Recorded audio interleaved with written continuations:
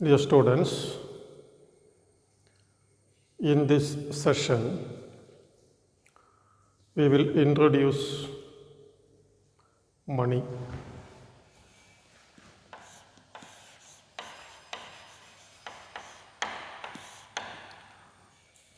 As it is well known to you, money plays a very important role in the economy. It is excessive supply of money is a major cause of inflation. As Milton Friedman once observed, inflation is always and everywhere a monetary phenomenon. So we have to study the meaning of money, how it is measured, what are the functions performed by money, who controls the supply of money, what are the factors determining the demand for money, and so on. In the classical model of income determination, we have analyzed the role of money in the economy, and from our analysis it is clear that according to classical economics, the relation between money supply and price level is proportional. Now we introduce formally what is meant by money supply, what are the measures of money supply, and related topics. We start with giving a formal definition of what is money. Money is anything that is generally acceptable as a means of payment in the settlement of all transactions including debt. Money is anything that is generally acceptable as a means of payment in the settlement of all transactions including debt. That is the formal definition of money. It is anything that is generally acceptable as a means of payment in the settlement of all transactions including debt. And it is the commonly used medium of exchange or a means of transferring purchasing power. It is the commonly used medium of exchange or means of transferring purchasing power. Hartley Withers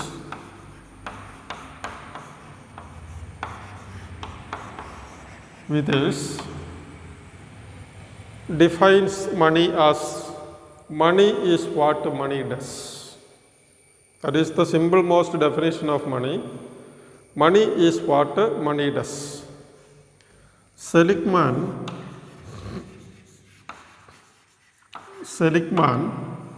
defines money as money is anything that possesses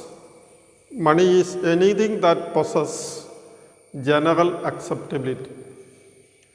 Money is anything that possesses general acceptability. And in the history of humankind, many commodities served as money. In the prisoners of camp of the Second World War, even cigarettes were used as money. In some primitive communities, shells were used as money. Cow is used as money in some tribal communities like that. So anything that possesses general acceptability is nothing but money. Now, given this definition of money, let us see what are the kinds of money. Even though many things were used as money in the past, at present in India, three things are used as money, or money consists of coins, paper currency,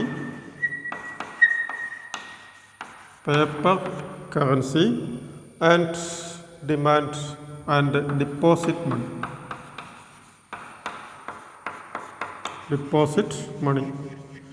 Today in India, coins, paper currency and deposit money are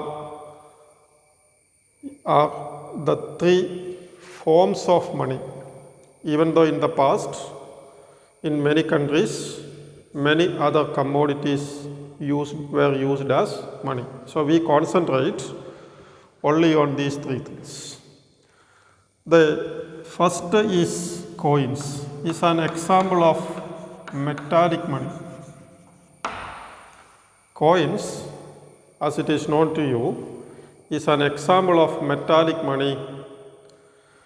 They are not, coins are not full-bodied.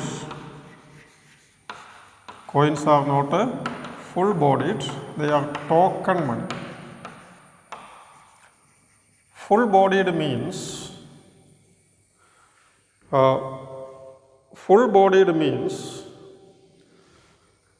the intrinsic value of the coin is equal to the face value. Token means the face value is higher than the metallic value or the intrinsic value. So, coins are not full-bodied, they are token money only, in the sense that the metallic value or the intrinsic value is less than the face value. If we have gold or silver coins, then the face value will be equal to the metallic intrinsic value. But today we are using coins from other metals, and the face value of such metals are higher than the intrinsic value of the metals. So they are token money, they are also examples of metallic money. Now the second one is currency notes or paper currency. The features of they are pieces of paper with no intrinsic value. No intrinsic value. They are pieces of paper with no intrinsic value.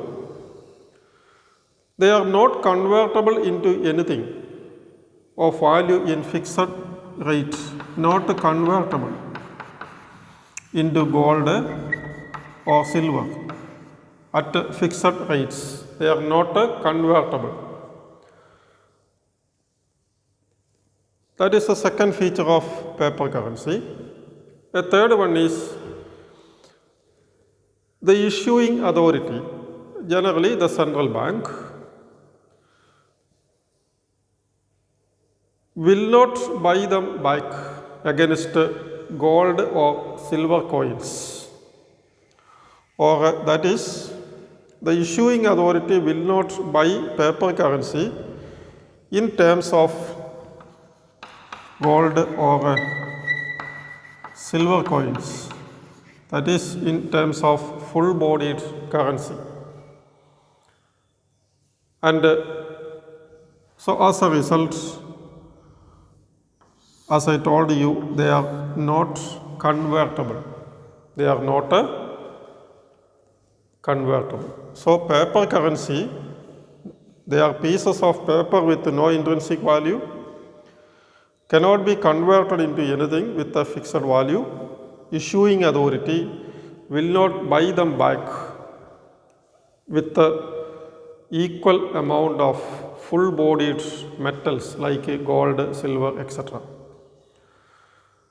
But if you go through a currency note issued by the Reserve Bank of India. There is a legend in it.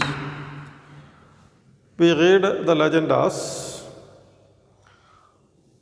I promise to pay the bearer the sum of 10 rupees. It is signed by the RBI governor. The legend carried on is printed on a paper currency note of say 10 rupee notes. The legend is, I promise to pay the bearer the sum of 10 rupees. It is only a carry over from the past. It is only a carry over from the past when currency notes were convertible into full-bodied silver coins. In the past, currency notes were convertible into full-bodied silver coins. And this feature is simply written on this piece of paper and it has no other value. That is, I promise to pay the bearer the sum of 10 rupees. Signed by RBI governor is only a carry over from the past when currency notes were convertible into full-bodied silver coins. It has no other meaning. It simply means that a 10 rupee note can be converted into another 10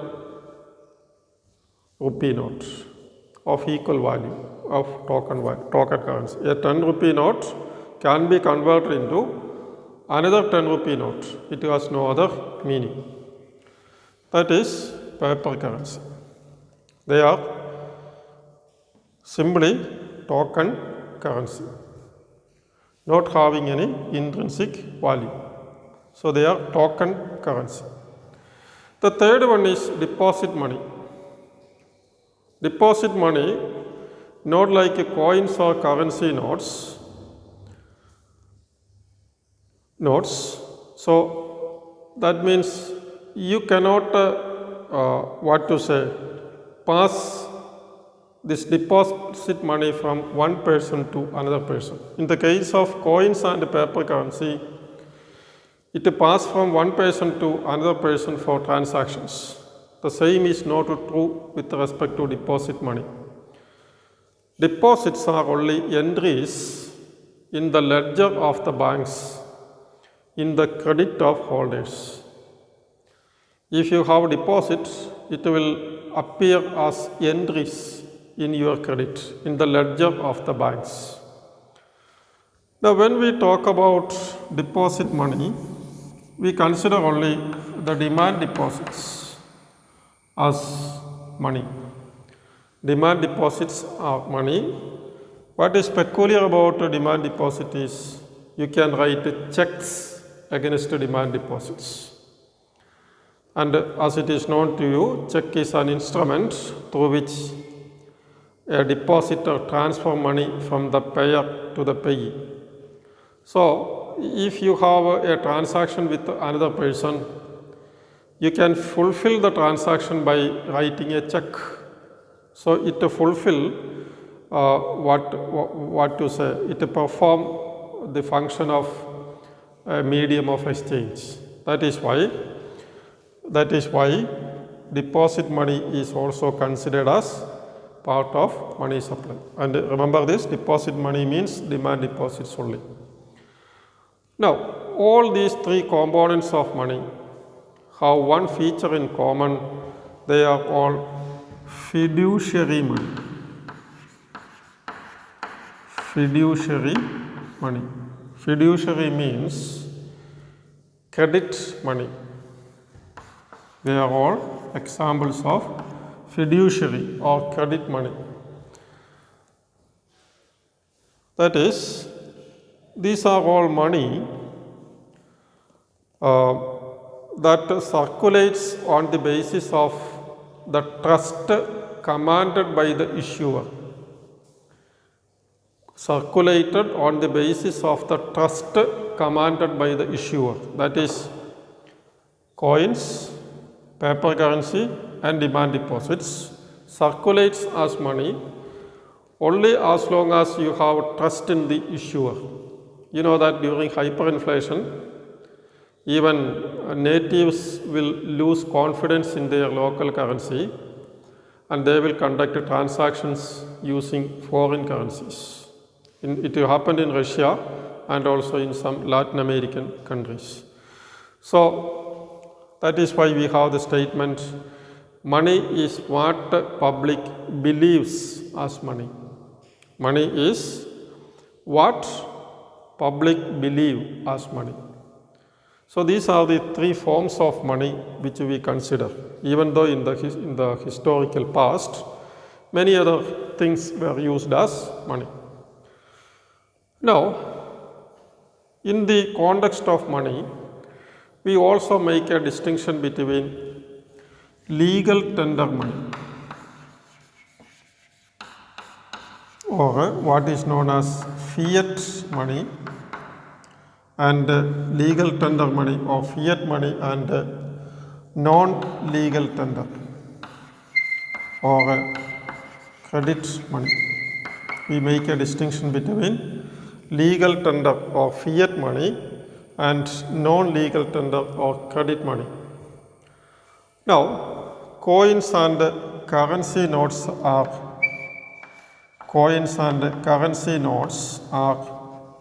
legal tender or fiat money. Fiat money.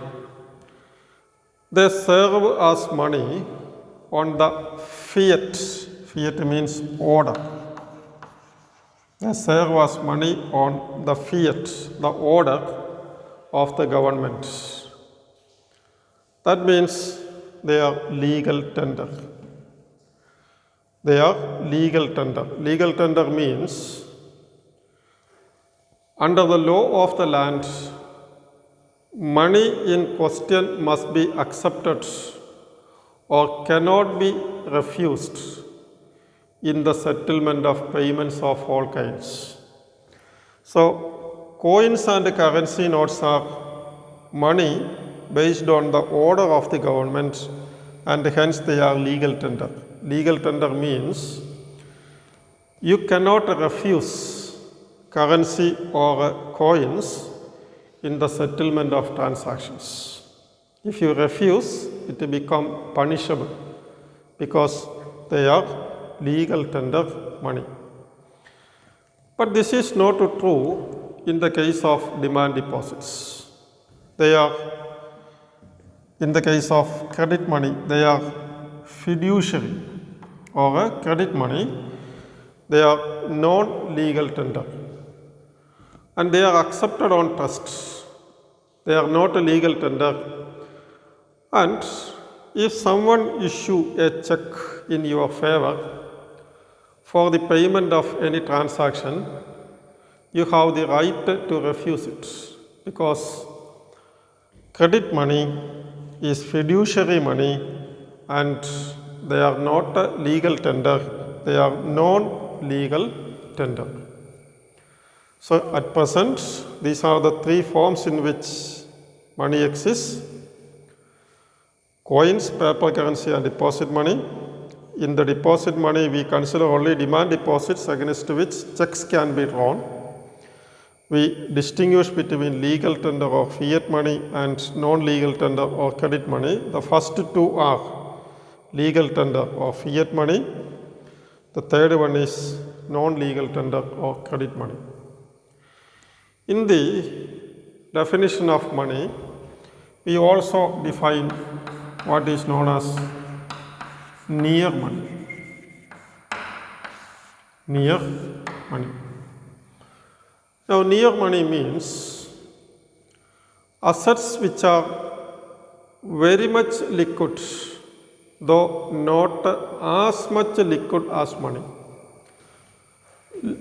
Very much liquid assets. Liquid, an asset is liquid if it is transferable from one form to another form without loss of value. Money is the most liquid asset because you can transfer money from one form to another form without loss of value. But there are some other kinds of assets which are very much liquid, though not as liquid as money. And we call these assets near money. Examples of near money are time deposits. Time deposits are fixed deposits. Demand deposit is nothing but money because we keep money in the bank in the form of demand deposits, also known as saving deposits, to ensure that money is not stolen by someone. It is only a safe custody, that is all. So time deposit is for a fixed period. You cannot convert it before the maturity period. Then exchange bills of various kinds. Exchange bills issued by companies. Third one is treasury bills. Treasury bills. Another one is debentures issued by the companies, government, etc. Then bond. These are all examples of near money.